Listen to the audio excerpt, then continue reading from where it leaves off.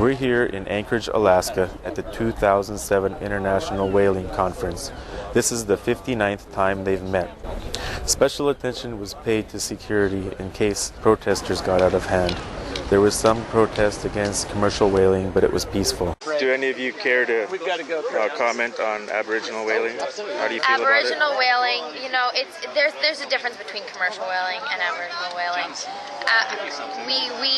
I'm against whales being slaughtered, but we do understand that whaling. It's like the Indians hunting. They hunt, they use every single part of that animal, and they use it for the good. They use it because they need it. They use it for means of survival. Well, thank you guys both. Okay. Today is a very important day for the Makah Nation. Once again, they have secured their whaling quota of 20 whales. This whaling quota is strictly for Aboriginal subsistence, and no whales will be taken for commercial purposes. We're going to go now and talk with Tribal Attorney John Aram and Whale Commissioner Keith Johnson to get their reactions to the events that have taken place. My name is John Aram. I'm a Makah Tribal Attorney. We're here in Anchorage today for the International Whaling Commission meeting. The tribe has applied for a renewal of its Aboriginal subsistence quota for gray whales, and we were successful in obtaining approval of that quota by consensus today. It's a very important step for the tribe. It reaffirms the tribe's international recognition as a whaling people, and it provides international approval for the next 5 years. We've got our quota, and we're certainly dealing with the domestic issues in Washington State.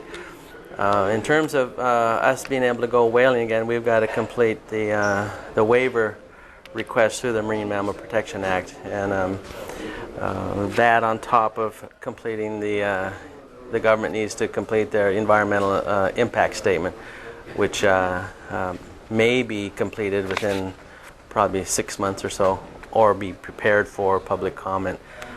So we've got several things we need to do before we can go whaling, but hopefully with this venue here in Anchorage, we're going to get a lot of government support to push through our endeavors to get that waiver and to be fully approved to go whaling again. So we're so excited to be able to, achieve this milestone in an international forum where it started out kind of rough. Not many people on the commission understood who we were and where we come from and why we need to return to our whaling tradition. And it seems as if the years of dedication and hard work and relationship building, Makah people have learned this system, and more people in this system of the IWC have come to understand us. And I think the cultural performances where we shared some of our culture was an awesome demonstration of beyond just words on paper about Aboriginal subsistence and the culture of that. They actually saw a living culture in our singers and our dancers, and how important it is for us to keep the living breath of our ancestors alive in a way that's consistent with our traditional diets. The location for the 59th IWC was just tremendous, particularly in being able to get the approval of the quotas for the Makah. Being here in the U.S., being in Alaska, I think that was very conducive to getting approval of the delegates, and not only that, but the tribe, Makah tribe, along with the North Slope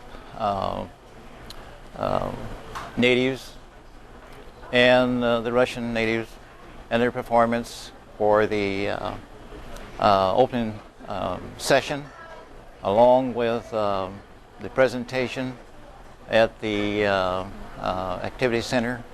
I think all that had to do with the thinking and the change of thinking of the people towards the tribe, and being able to obtain their approval for the quotas. So very exciting time, and not only for the tribe, but also for the Bureau.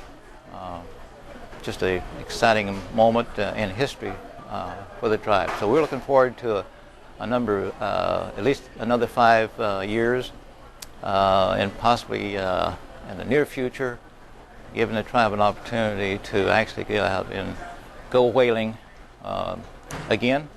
And we hope that'll happen over the next year and a half, 2 years. So we're looking forward to that. I'm Richard Black from the BBC in London. And I'm Micah McCarty from the Makah Tribal Council, Neah Bay, Washington.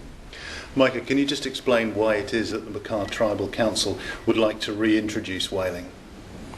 It's part of keeping our culture alive, and what we work for is keeping the living breath of our ancestors alive. And the only way you can do that is by transgenerational passage of traditions and culture. And whaling's a central figure to who we are as a people. What sort of part did whaling play in the past? It played the zenith of the hunter-gathering society that we had. We had multiple societies, and the whaling societies were the leaders because they possessed very powerful knowledge in manifesting what it means to bring a whale home to your people. And how many whales would have been caught?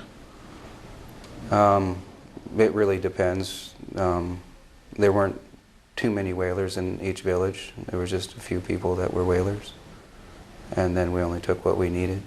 But they would have been important people in the villages, presumably. Hereditary leadership. The Makah hasn't hunted, though, for many decades, about 70 years. So Yeah. one might think that that cultural need has died out. No, it's still such a central figure of who we are as a people. It permeates every part of our life. There's whale designs everywhere in the community. There are whaling chiefs that still possess the knowledge, and the passage of that is important. And it's a thing where, you know, if you don't, then who are you going to be in the future? And not just that, it's important to us on a number of levels.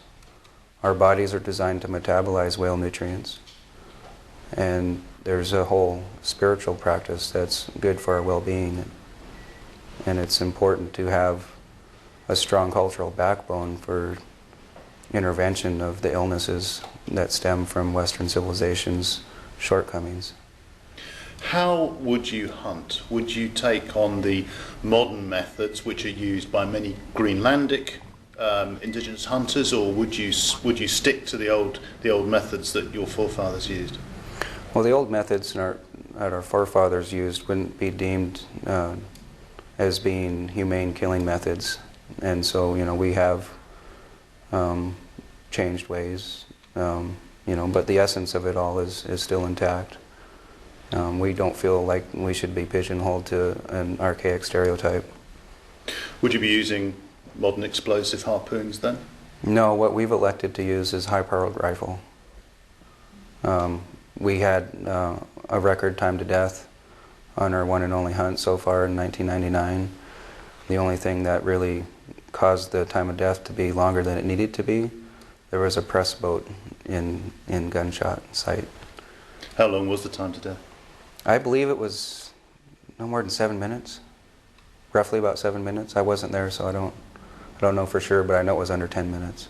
Now, you mentioned the fact that you've only had one hunt so far, and there's litigation which was instigated by some US environmental groups. And Australian Friends of Animals or some organization like that too. How do you react to their decision to initiate that action? Everybody has the right to their own opinion. I don't feel it's necessarily very culturally tolerant. They support the Inupiat hunting in Alaska. They support the hunting in St. Vincent and the Grenadines, but they don't support your hunting. That's not necessarily true. There was an attempt to make a double standard that we didn't continually rely on whaling, but I think it's hard for somebody to justify creating double standards for Aboriginal rights.